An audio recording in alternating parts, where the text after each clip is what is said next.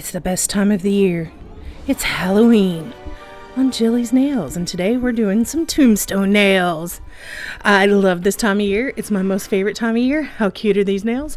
I'm going to show you how to do it. This is a quick little tutorial, not hard at all. I'm using this lettering plate from Maniology. This was released in the Advent box.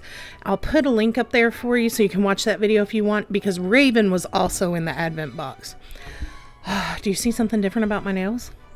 I'm trying a new shape on one hand. So one hand has almond nails, one hand has square nails. But I am going to swatch this color Raven for you. Heads up, it's a little bit runnier than you would think it might be on a normal nail. So definitely go in gingerly with it. Even though it's a stamping polish, it kind of has like a little jelly-ish texture to it on the natural nails. But this is what it looks like. It's really pretty, but this. Salem. Okay, look, y'all. You know I only tell you if I love stuff. If you like green polishes, you need to go to I Love Nail Polish right now and buy it. Because although it is not featured great in here, it did what I wanted it to for the Mani, and it is the most gorgeous green I have ever seen, swatched, or owned. It's beautiful. So if you like green, go get it today, right now. Stop watching my video and go get it.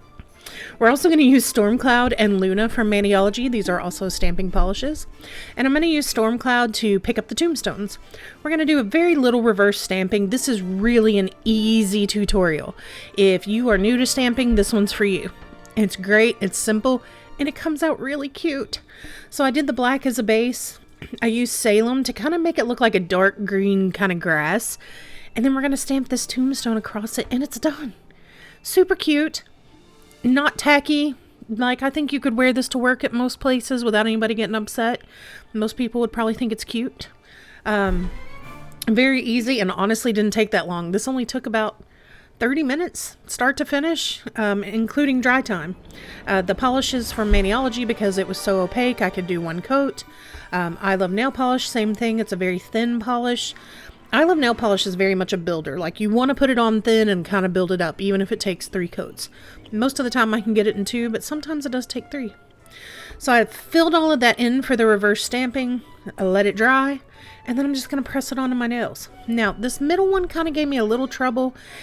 It doesn't really look like it, but I think when I saw it in person, it looks like maybe it stretched just a little bit and kind of leaned back some.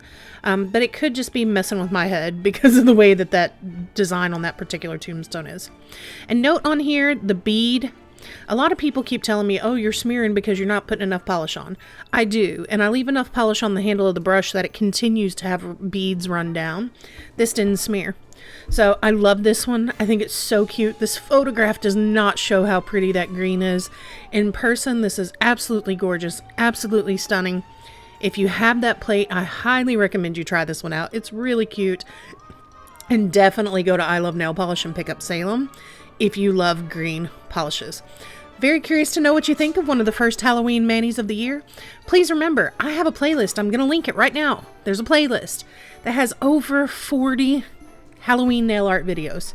So if you love Halloween, I'm your girl. Get in there and check them out.